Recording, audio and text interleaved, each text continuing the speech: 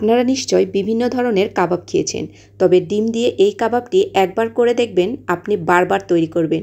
এতটাই মজা হয়, মুখে দেওয়ার সাথে সাথে জাস্ট বলবেন জাস্ট ওয়াও, আর কিছু বলতেই হবে না। এটা খেতে এতটাই মজাদার। আজকে আমি খুব সহজভাবে এই ডিমের জালি কাবাবটি তৈরি করে দেখাবো।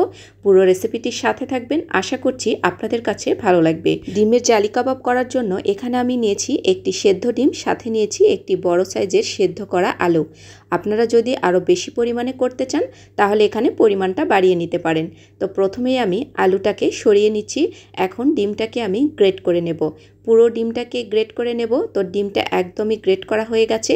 এই ডিমের সাথে আমি এই সেদ্ধ করা আলুটাকেও একদম পুরোপুরি গ্রেট করে নেব। তো এই ডিমের কাবাব তৈরি করার জন্য আপনারা চাইলে ডিমটা কিন্তু হাত দিয়েও একটু গুঁড়ো করে নিতে পারেন, তবে আমি এটাকে গ্রেট করে নিয়েছি। তবে আলুটাকে অবশ্যই গ্রেট করে নেবেন, তাহলে এটা দেখা যাবে যে দানা দানা থেকে যাবে। তো এখন এর মধ্যে দিয়ে নেব ভাজা বেসন।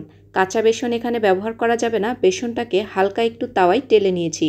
তো এর মধ্য থেকে আমি 2 টেবিল চামচ পরিমাণ ভাজা বেসন দিয়ে নিচ্ছি। লবণটা দিয়ে নেব স্বাদ মতো। আমি এখানে হাফ চা চামচ পরিমাণ লবণ ব্যবহার করেছি। এরপর দিয়ে নিচ্ছি 1/4 চামচ পরিমাণ গরম মশলার গুঁড়ো। এখানে আমি দিয়ে নিয়েছি পেঁয়াজ বেরেস্তা, সাথে নিয়েছি কয়েকটা কাঁচামরিচ কুচি, আর নিয়েছি 1/4 চা চামচ পরিমাণ চিলি ফ্লেক্স। সরি, ভিডিওটা স্কিপ হয়ে গেছে, এজন্য আমি আরও একবার বলে দিলাম। অবশ্যই আপনারা এগুলো অ্যাড করে নেবেন। এরপর এখানে 2 টেবিল চামচ পরিমাণ পানি দিয়ে সবগুলোকে ভালো করে মেখে নিতে হবে। অনেক বেশি পানি দেওয়া যাবে না, 2 চামচের মতো আমি এখানে পানি নিয়েছি। অবশ্যই পানিটা বুঝে অ্যাড করবেন। দেখা যাচ্ছে যে আপনি এর থেকে পরিমাণ বেশি নিয়ে করেছেন, তো পানিটা আর একটু বেশি লাগতে পারে।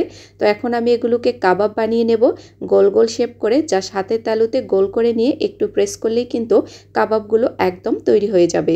তো আমি আরও একটা কাবাব এভাবে আপনাদেরকে বানিয়ে দেখাচ্ছি। আর এই ডিমের কাবাবগুলো খেতে যে এতটাই মজাদার হয় যে আপনারা অবশ্যই একবার হলেও বাসায় ট্রাই করে দেখতে পারেন।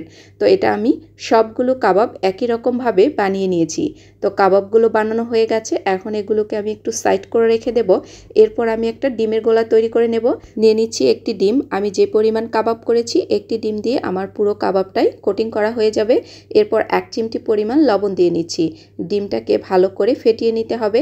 ডিমটা মেশানো হয়ে গেছে, এখন আমি কাবাবগুলোকে ভেজে নেব। তো তার জন্য আমি চুলায় একটি প্যান বসিয়ে নিয়েছি, কিছুটা তেলও দিয়ে নিয়েছি। তেলটা একটু গরম হতে হবে। এরপর কাবাবগুলোকে ডিমের গোলায় চুবিয়ে তেলের মধ্যে ছেড়ে দিতে হবে। তেলটাকে অবশ্যই কুসুম গরম হতে হবে।